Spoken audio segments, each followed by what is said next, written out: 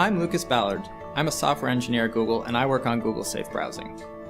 I like to provide more information for site owners who are notified that their site was infected with malware, specifically with the type server configuration. So that we're all on the same page, if your site is infected with malware, you can see sample infected URLs and the type of infection when you verify ownership of your site in Google Webmaster Tools. Google Webmaster Tools can be found at google.com/webmasters. When Webmaster Tools indicates the malware type server configuration, it often means that the hacker is redirecting visitors from your good site to their attack site by modifying your server's configuration files.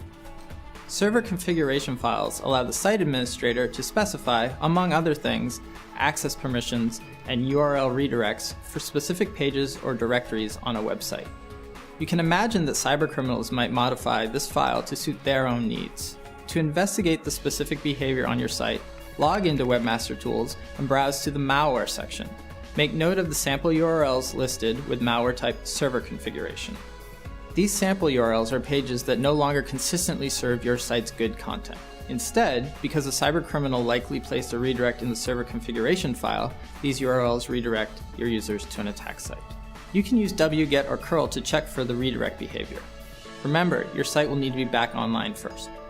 If the sample URLs copied from Webmaster Tools don't redirect as expected, the hacker may have tried more sophisticated techniques to avoid detection.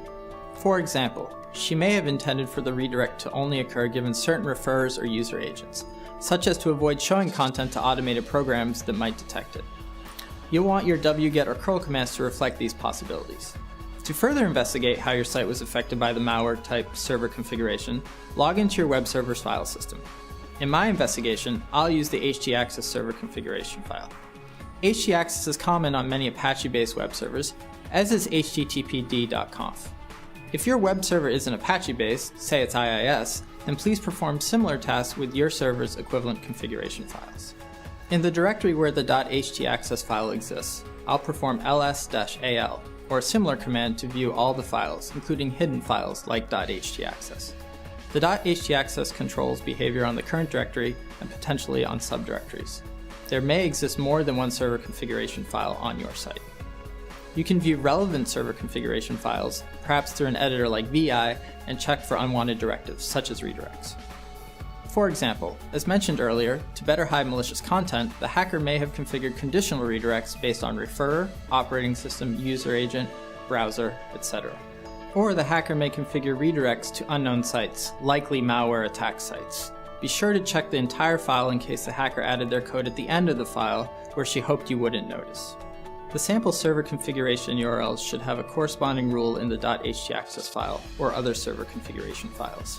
When you're ready to clean up your server configuration files, which occurs in the following step of our hacked site recovery process, you can either replace the file with a known good backup, or you can delete the unwanted code from the existing file. Be aware that only fixing the server configuration file isn't enough. It won't correct the underlying vulnerability that allowed the hacker to compromise your site in the first place.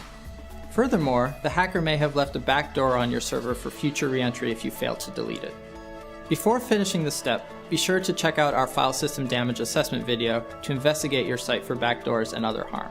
I hope this has been helpful in restoring a healthy server configuration file after a malware infection. Thanks for watching.